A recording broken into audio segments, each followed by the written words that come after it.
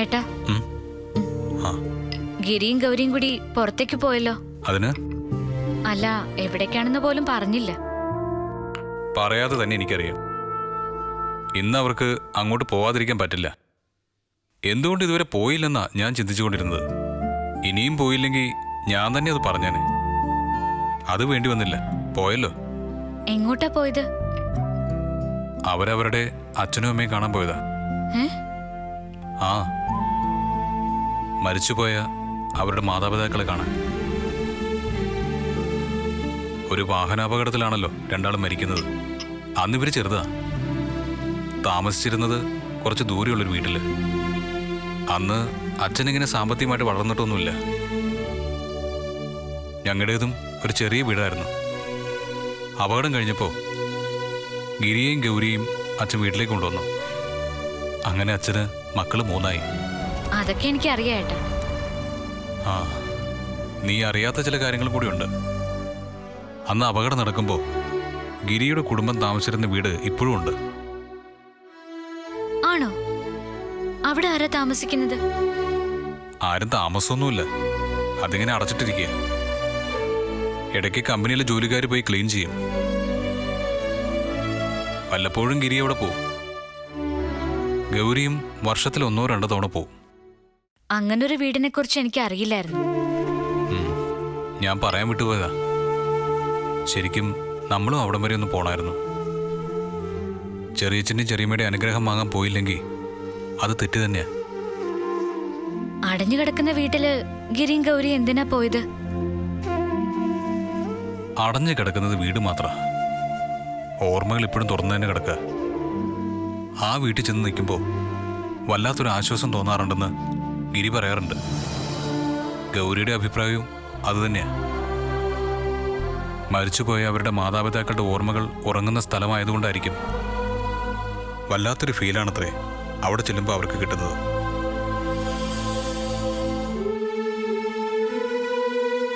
മരിച്ചുപോയ അവരുടെ അച്ഛനും അമ്മയും അവരെ വന്ന് തൊടുന്നത് പോലെ തോന്നാറുണ്ടെന്ന് ഗിരി എത്ര തവണ എന്നോട് പറഞ്ഞിരിക്കുന്നു. കല്യാണമല്ലേ, അവരുടെ അനുഗ്രഹം വാങ്ങാൻ പോയതാ ഗിരിയും ഗൗരിയും. അയ്യോ, ഇത് നേരത്തെ അറിഞ്ഞിരുന്നെങ്കിൽ നമുക്ക് കൂടി പോവായിരുന്നല്ലോ. എന്തിനാ അത്? അവരുടെ സ്വകാര്യത എന്തിനാ നമ്മളായിട്ട് നശിപ്പിക്കാൻ പോകുന്നത്? നമുക്ക് വേറൊരു ദിവസം പോവാം. എന്തായാലും വിവാഹം കഴിഞ്ഞിട്ടൊരു ദിവസം എല്ലാവരും കൂടി അവിടെ പോവും. അപ്പൊ പോവാം. ഞാൻ ശരിക്കും പേടിച്ചുപോയി. ഇപ്പോഴാ സമാധാനായത്. അവര് പോയിട്ട് അച്ഛന്റെ അമ്മയുടെ അനുഗ്രഹം വാങ്ങിച്ചിട്ട് വരട്ടെ. അവരെ മനസ്സ് നിറഞ്ഞ് അനുഗ്രഹിക്കട്ടെ കാരണവന്മാര്, അല്ലേ? അതെ, എല്ലാം ഭംഗിയായിട്ട് നടക്കാൻ അതും അത്യാവശ്യമാണ്.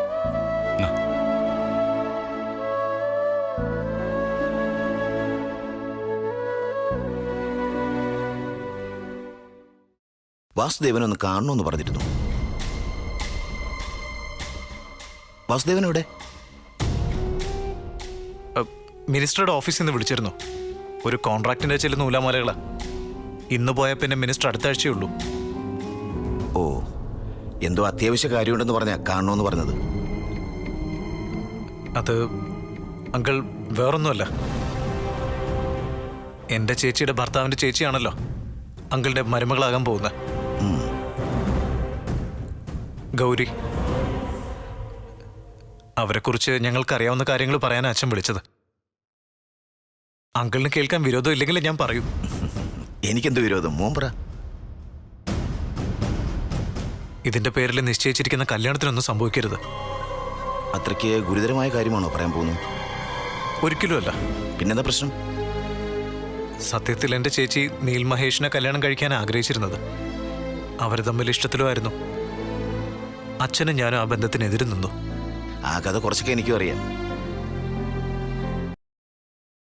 സത്യത്തിൽ എൻ്റെ ചേച്ചി നീൽ മഹേഷിനെ കല്യാണം കഴിക്കാൻ ആഗ്രഹിച്ചിരുന്നത്. അവർ തമ്മിൽ ഇഷ്ടത്തിലും ആയിരുന്നു. അച്ഛനും ഞാനും ആ ബന്ധത്തിനെതിരെ നിന്നു. ആ കഥ കുറച്ചൊക്കെ എനിക്കും അറിയാം. അവസാനം എന്തോ ജാതക പ്രശ്നം വന്നുവെന്നോ അവൻ വേറെ കെട്ടിയെന്നോ. അതെ, അങ്ങനെ കെട്ടിയ പെണ്ണാ സ്വാതി.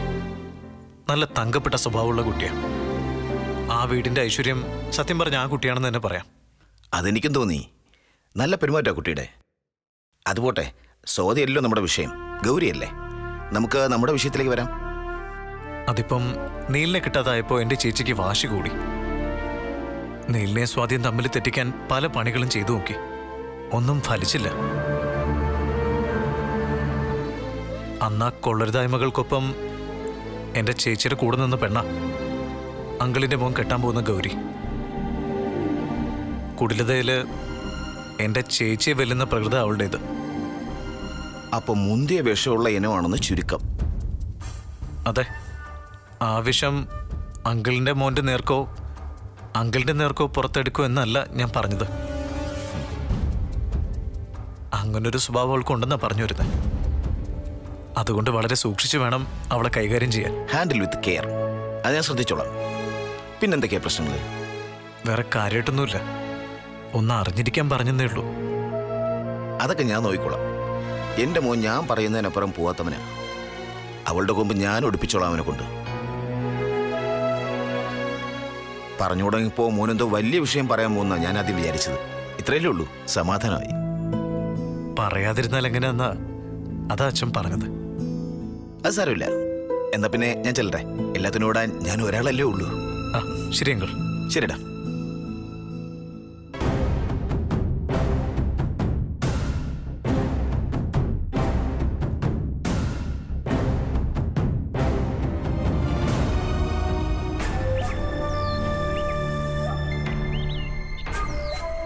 പോണില്ലേ എങ്ങോട്ട്? കല്യാണത്തിന്? ഞാനില്ല. അതെന്താ? രാഹുലേട്ടൻ ചെന്നില്ലെങ്കിൽ സ്വാതിക്ക് വലിയ വിഷമാവുമല്ലോ. ഞാൻ വരില്ല എന്ന് പറഞ്ഞിട്ടുണ്ട്. വല്ലിച്ചൻ മരിച്ചിട്ട് 3 മാസമായില്ല. ആളുകൾ എന്തു പറയും? അത് കൊള്ളാം. കല്യാണത്തിന് പങ്കെടുക്കാൻ പോലും നേരവും കാലവും നോക്കുന്ന രാഹുലേട്ടൻ എന്നെ കല്യാണം കഴിപ്പിക്കാൻ നിർബന്ധിക്കുന്നുണ്ടല്ലോ. അപ്പൊ അതിന് നാട്ടുകാരൊന്നും പറയില്ലേ? പറയില്ല. കാരണം മരിച്ചുപോയ അച്ഛന്റെ ഏറ്റവും വലിയ ആഗ്രഹമായിരുന്നു നിന്റെ കല്യാണമെന്ന് എല്ലാവർക്കും അറിയാം. തന്നെയുമല്ല, എടിപിടിന്നല്ലോ കല്യാണം നടത്തുന്നത്. പെണ്ണ് കണ്ട് നിശ്ചയിച്ച് എങ്ങനെ പോയാലും 6 മാസം എടുക്കും. എന്നാലും ആ കല്യാണത്തിന് പോവാതിരിക്കുന്നത് മോശം. സ്വാതിയുടെ വീട്ടിൽ നിന്ന് ആരും ചെന്നില്ലെങ്കിൽ അവൾക്കല്ലേ അതിന്റെ നാണക്കേട്? ഒരു നാണക്കേടുമില്ല. നീലിനെ വിളിച്ചാൻ കാര്യം പറഞ്ഞിട്ടുണ്ട്. ഇത്രയും തിടുക്കപ്പെട്ട ഒരു കല്യാണം നടത്തേണ്ട ആവശ്യമൊന്നും ഇല്ലായിരുന്നു. ഇതിന്റെ പിന്നിലും സ്വാതി തന്നെ ആയിരിക്കാനാ സാധ്യത. ആണെങ്കിൽ എന്താ, നന്നായെന്നേ ഞാൻ പറയൂ. എന്റെ അമ്മയ്ക്ക് എന്തറിയാം അവളെ കുറിച്ച്? അവൾ എന്ത് ചെയ്താലും അതിൽ അവൾക്കൊരു ഗുണം എന്തെങ്കിലും കാണും. ഗൗരി ആ വീട്ടിൽ നിന്ന് കെട്ടിപ്പോയാ ആർക്കാ ഗുണം? സ്വാതിക്ക്. അതോടെ വേദയുടെ പത്തി താണോളും. പിന്നെ അവൾക്ക് അവളുടെ ഇഷ്ടം പോലെ ഭരിക്കാം. എടീ, സ്വാതി ഇക്കാര്യം സ്വപ്നത്തിൽ പോലും വിചാരിച്ചിട്ടുണ്ടാവില്ല. എനിക്കറിയാവുന്ന പോലെ രാഹുലേട്ടൻ അവളെ അറിയില്ലല്ലോ. എടീ, നിന്നേക്കാളും നന്നായിട്ട് എനിക്കറിയാം. നീ ആദ്യം നിന്റെ മനസ്സിൽ ഈ കുനിഷും കുന്നാമയൊക്കെ മാറ്റാൻ നോക്ക്. എന്നാലേ ഗതി പിടിക്കൂ. ഇതിൽ കൂടുതൽ എന്ത് ഗതിയാ പിടിക്കേണ്ടത്? എന്നെ കൊണ്ട് തന്നെ അത് പറയിക്കണം. പറ. ഗണേശനോട് നീ പ്രപ്പോസ് ചെയ്ത വിവരമൊക്കെ ഞാൻ അറിഞ്ഞു. നാണമില്ലല്ലോടി നിനക്ക്? ഇന്നലെ പരിചയപ്പെട്ട അവനോട് കല്യാണം കഴിക്കാമെന്ന് കയറി ചോദിക്കുന്നു. അതാരാ ഗണേശൻ? ആ വേദയുടെ ആങ്ങള്. അയ്യേ, അവനോടോ? എന്താ ഒരു പുച്ഛം? ഗണേശൻ എന്താ ഒരു കുറവ്? അവന് ബുദ്ധിയുണ്ട്. അതുകൊണ്ട് കയ്യോടെ അവൻ ഒഴിഞ്ഞു. എന്താ ദേവേ ഇത്? നീ ഞങ്ങളെ നാണം കെടുത്തുവല്ലോ. എനിക്കൊരാളെ ഇഷ്ടമായി, കല്യാണം കഴിക്കുമെന്ന് ചോദിച്ചു. അതെങ്ങനെ നാണക്കേടാവുന്നേ? എടീ, ആദ്യം നീല്, പിന്നെ ഗിരി, ഏറ്റവും ഒടുവിൽ ഇതാ ഗണേശ്. ആദ്യം ആരുടെയും കാര്യത്തിൽ ഒന്ന് ഉറച്ചു നിക്കടി. എന്നെ ആരും ഗുണദോഷിക്കാനൊന്നും വരണ്ട. രാഹുലേട്ടന്റെ കാര്യം നോക്കിയാ മതി. അല്ലെങ്കിലും ഇവിടെ ആർക്കും എന്റെ കാര്യത്തിൽ താല്പര്യമില്ലല്ലോ. നോക്കിക്കോ, ഇനി ഒരിക്കലും ഞാൻ കല്യാണം കഴിക്കില്ല.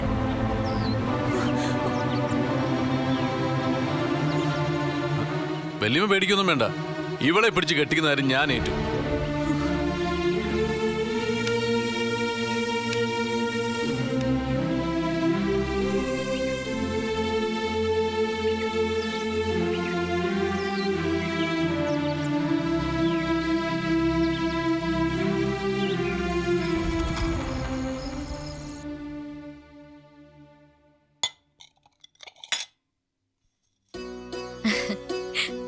എന്തു പറഞ്ഞു അച്ഛനും അമ്മയും? അനുഗ്രഹം വാങ്ങിയോ? സന്തോഷായിട്ടിരിക്കെ, എല്ലാം ഭംഗിയായിട്ട് നടക്കും. സാധാരണ ഞങ്ങളുടെ വീട്ടിൽ പോയിട്ട് വരുമ്പോ മനസ്സിന് നല്ല ധൈര്യം കിട്ടുന്നതാ സ്വാതി. ഇന്നെന്തോ അത് കിട്ടിയില്ല. പോയതിനേക്കാളും ധൈര്യം ഇല്ലാതെയാ ഞാൻ മടങ്ങി വന്നിരിക്കുന്നെ. നീ വെറുതെ ആവശ്യമില്ലാതെ ടെൻഷൻ അടിക്കുന്നുണ്ടാ. എടീ ഈ കല്യാണം എന്ന് പറഞ്ഞാൽ അത്ര വലിയ ആനക്കാര്യമൊന്നുമല്ല. അതൊരു മഹാസംഭവമാണെന്ന് കരുതാൻ തുടങ്ങുമ്പോഴാ പ്രശ്നം. എല്ലാം വളരെ സിമ്പിളായിട്ട് എടുത്തു നോക്കി ഈ ടെൻഷനൊക്കെ പോവും. കല്യാണത്തെക്കുറിച്ച് ഓർത്തല്ലേ ടെൻഷൻ? പിന്നെ അതൊന്നും പറഞ്ഞു തരാൻ എനിക്കറിയില്ല. എന്തോ ഒരു അപകടം വരാൻ പോകുന്ന പോലെ. ഒന്നും ശരിയല്ല എന്നുള്ളൊരു തോന്നലാ മനസ്സ് മുഴുവൻ. എന്റെ ഈ കല്യാണം നടക്കുമല്ലോ അല്ലേ? അതെന്താ അങ്ങനെ ചോദിച്ചത്? നടക്കും. നടക്കാനാണല്ലോ നമ്മളിത് നിശ്ചയിച്ചത്. അതെ, അതിലൊരു സംശയം വേണ്ട. ഞാൻ പറയാവുന്നതിന്റെ മാക്സിമം പറഞ്ഞു. കേൾക്കില്ലെന്ന് വെച്ചാൽ എന്ത് ചെയ്യാനാ? വരുന്ന വഴിക്ക് മുഴുവൻ ഇത് തന്നെയായിരുന്നു സംശയം. പറഞ്ഞു കൊടുക്കുന്നതിന് ഒരു പരിധിയില്ലേ? ഗൗരി, നീ പേടിക്കണ്ട. എല്ലാം ഭംഗിയായിട്ട് നടക്കും. ധൈര്യമായിട്ടിരിക്കെ. ഈ കല്യാണം പൊടി പൊടിക്കും. അതിനുള്ള എല്ലാ ഏർപ്പാടും ചെയ്തു കഴിഞ്ഞു. സമാധാനായിട്ടിരിക്കെ. എന്റെ കല്യാണം മുടങ്ങിയാൽ ഞാനത് സഹിക്കും. പക്ഷെ അതിന്റെ പേരില് ഈ വീട്ടിലൊരു കുഴപ്പം സംഭവിക്കരുത്. എന്ത് സംഭവിക്കാൻ? ഒന്നും സംഭവിക്കില്ല. ഇതിനേക്കാളും വലിയ പ്രശ്നങ്ങൾ വന്നിട്ട് നമ്മൾ നേരിട്ടിട്ടില്ലേ? അതിനിവിടെ പ്രശ്നങ്ങളൊന്നും ഇല്ലല്ലോ. അതെ, നീ ധൈര്യമായിട്ടിരിക്കെ. നാളത്തെ ചടങ്ങിനെ കുറിച്ച് മാത്രം ചിന്തിക്കേ. അങ്ങനെ പറഞ്ഞു കൊടുക്ക.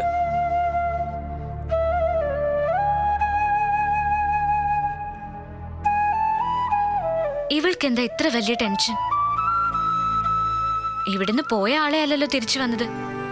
ഇങ്ങനൊരു മനമാറ്റത്തിനായിരുന്നെങ്കിൽ ഇവൾ ഇവിടുന്ന് പോകണ്ടായിരുന്നു. അവൾക്ക് ടെൻഷൻ വന്നതിനെ കുറിച്ചല്ല ഞാൻ ചിന്തിക്കുന്നത്. അവളുടെ ആ പേടി. അത് സംഭവിക്കുന്ന ഓർത്തിട്ട് എനിക്ക് ആദ്യം.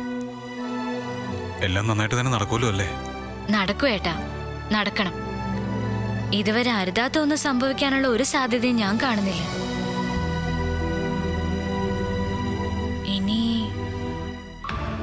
ഇല്ല ഏട്ടാ, എല്ലാം മംഗളായിട്ട് നടക്കും. എന്റെ മുത്തശ്ശന്റെ അനുഗ്രഹം ഉണ്ട് എനിക്ക്. എല്ലാം നന്നാവും.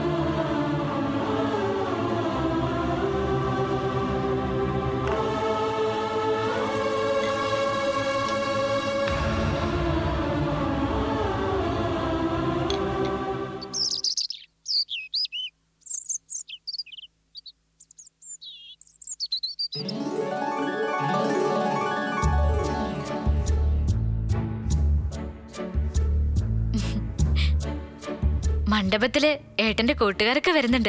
സിനിമയെന്ന്. സിനിമയെന്നോ? അതെ. കലക്കി. ഞാനത് അങ്ങോട്ട് പറയാനിരിക്കുമായിരുന്നു. നീലിന് ഇഷ്ടായില്ലെങ്കിലോ എന്ന് കരുതി മിണ്ടാതിരുന്നതാ. പൂവ് കുറച്ചുകൂടി ആവായിരുന്നു അല്ലേ വേദ? അതൊക്കെ മണ്ഡപത്തിൽ ചിലമ്പ് ചെയ്യാം. ഇവിടുന്ന് രാഹുകാലത്തിന് മുമ്പ് ഇറങ്ങണമെന്നാ അച്ഛന്റെ ഓർഡർ. അത് തെറ്റിക്കണ്ട. നിങ്ങൾ എന്നാ റെഡിയാവ്.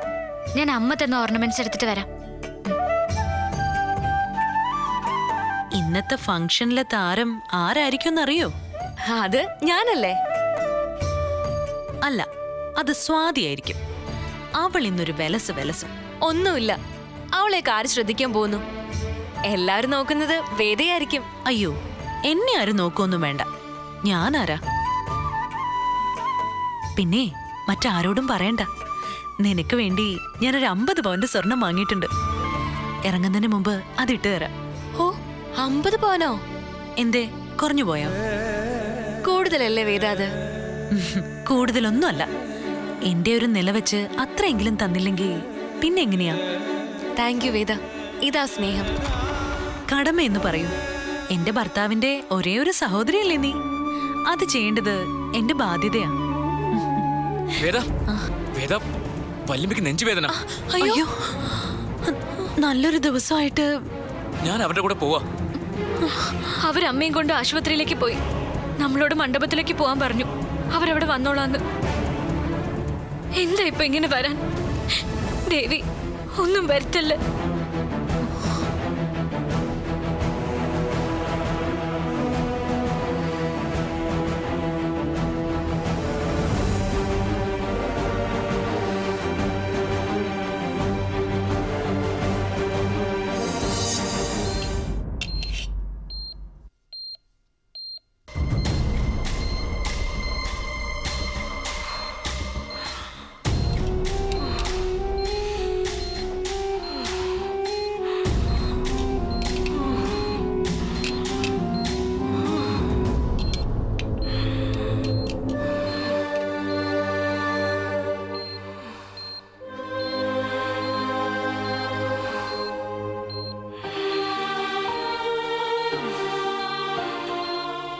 അവിടെ എന്തായി ഒരുക്കങ്ങള് ഏട്ടാ?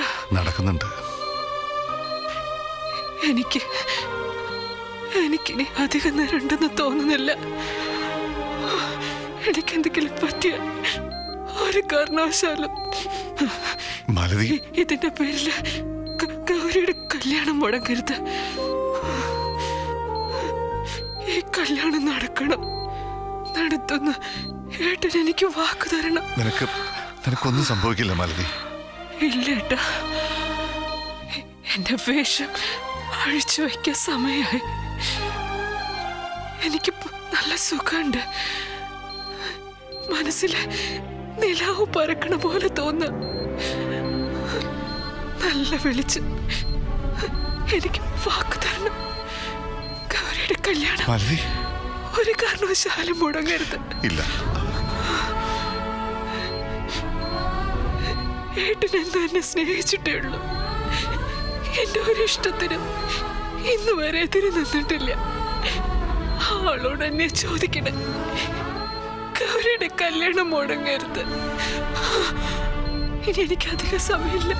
പറയട്ട, മുടങ്ങില്ല. ഈ കല്യാണം നടത്തില്ല. നടത്താം. എനിക്ക് വാക്ക് കിട്ടിയ സന്തോഷത്തോടെ പോവാം. ഉറപ്പാ? അതെ, തൃപ്തിയായി, സന്തോഷായി. സുമംഗലെ ഗൗരി എന്നൊരു ജീവിതം തുടങ്ങും. അവൾക്ക് നല്ലത് വരട്ടെ. എല്ലാവർക്കും നല്ലത് വരട്ടെ.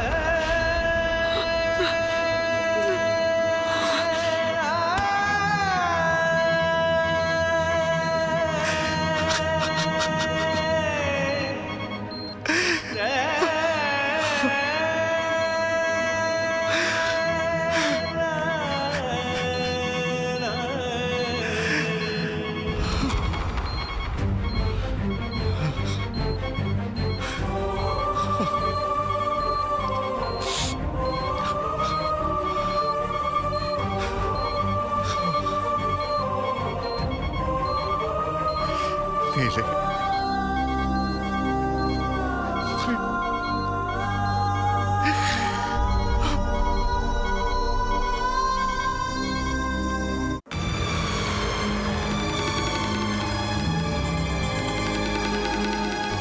സ്വാതി, നീല വിളിച്ചോ? ഇല്ല. അങ്ങോട്ടൊന്ന് വിളിച്ച് ചോദിക്കായിരുന്നില്ലേ? വിളിച്ചിട്ടെടുക്കുന്നില്ല. ഇറങ്ങാനുള്ള സമയമായി. നമുക്ക് ഇറങ്ങാം. അവര് വന്നോളും. സ്വാതി, ആശുപത്രിയിലെ വിവരങ്ങൾ അറിയാതെ എങ്ങനെയാ സ്വാതി? അവിടെ പ്രശ്നമൊന്നും ഉണ്ടാവില്ല. നീ ധൈര്യമായിട്ടിരിക്ക. ഞാൻ ധൈര്യമായിട്ടിരിക്കാം. അതേ ധൈര്യം സ്വാതി കണ്ടെന്ന് പറയാൻ പറ്റുമോ? അത് ഇല്ല അല്ലേ? വേറെ ആരുമല്ല, എന്റെ അമ്മയുടെ സ്ഥാനത്ത് നിൽക്കേണ്ട ആളാ ഇപ്പൊ ആശുപത്രിയിലായത്. ഇന്നലെ എന്റെ മനസ്സിന് ഒരു സ്വസ്ഥതയില്ലെന്ന് ഞാൻ പറഞ്ഞതല്ലേ? എന്തോ വലിയ ആപത്ത് വരാൻ പോകുന്നെന്ന് ഞാൻ പറഞ്ഞതല്ലേ? അതെന്തുകൊണ്ടാണെന്ന് ഇപ്പൊ എനിക്ക് മനസ്സിലാവുന്നുണ്ട്. വല്യമ്മയുടെ ഈ അസുഖമായിരുന്നു കാരണം. മനുഷ്യനായ അസുഖമൊക്കെ വരും, അത് മാറുകയും ചെയ്യും. അതോർത്ത് നീ വിഷമിക്കരുത്. ഇന്നത്തെ ദിവസത്തിന്റെ പ്രാധാന്യം നിനക്കറിയാലോ. നീ സന്തോഷായിട്ടിരിക്കേണ്ട ദിവസം. സ്വാതി, എനിക്കിതിന് കഴിയണ്ടേ? ഈ സന്തോഷം എന്ന് പറയുന്നത് മനസ്സിന്റെ ഉള്ളിൽ നിന്ന് വരേണ്ട സംഗതിയല്ലേ? അത് സ്വാഭാവികമായിട്ട് വരേണ്ടതല്ലേ? അത് വരുന്നില്ലെങ്കിൽ എനിക്ക് എന്ത് ചെയ്യാൻ പറ്റും? എനിക്ക് വയ്യ. ഇന്ന് ഈ കല്യാണം നടക്കുമെന്ന് എനിക്ക് തോന്നുന്നില്ല സ്വാതി. അറം പറ്റുന്ന വർത്താനൊന്നും പറയില്ലേ ഗൗരി. എല്ലാം ഭംഗിയായിട്ട് നടക്കും. ഇപ്പോഴും സ്വാതിക്ക് ഇങ്ങനെ പറയാൻ പറ്റുന്നുണ്ടല്ലോ. അത് ഓർക്കുമ്പോഴാണ് എനിക്ക് അത്ഭുതം തോന്നുന്നത്. സ്വാതി, എന്റെ വല്യമ്മയാ സീരിയസ് ആയിട്ട് ആശുപത്രി കൊണ്ടുവരിക്കുന്നത്. വല്യമ്മയ്ക്ക് ഇപ്പൊ എങ്ങനെ ഉണ്ടെന്ന് പോലും നമുക്കറിയില്ല. എന്നിട്ടും എല്ലാം മംഗളായിട്ട് നടക്കൂത്രേ. ഈ വീട്ടിൽ ഒരു നല്ല കാര്യവും ഭംഗിയായിട്ട് നടന്നിട്ടില്ല. ഇത് നടക്കാൻ പോകുന്നില്ല. ശാപം കിട്ടിയിട്ടുണ്ട് ഈ വീടിന്. അല്ലെങ്കിൽ ഇന്നത്തെ ദിവസം തന്നെ വല്യമ്മ വീഴോ? നീ പറയുന്നത് അതെനിക്ക് മനസ്സിലാവും. പക്ഷെ നമുക്ക് ഈ കല്യാണം നടത്തിയേ പറ്റൂ. അമ്മ വരും, നിന്റെ കല്യാണത്തിന് പങ്കെടുക്കുകയും ചെയ്യും. ഒന്നോർത്താ, അമ്മ ഇപ്പൊ വീണത് അത് നന്നായില്ലേ? മണ്ഡപത്തിൽ വെച്ചാണ് വീണതെങ്കിലോ? എല്ലാം നന്മയ്ക്ക് വേണ്ടിയാണെന്ന് വിചാരിക്കുക ഗൗരി. അതല്ലാതെ നമുക്ക് എന്ത് ചെയ്യാൻ പറ്റും?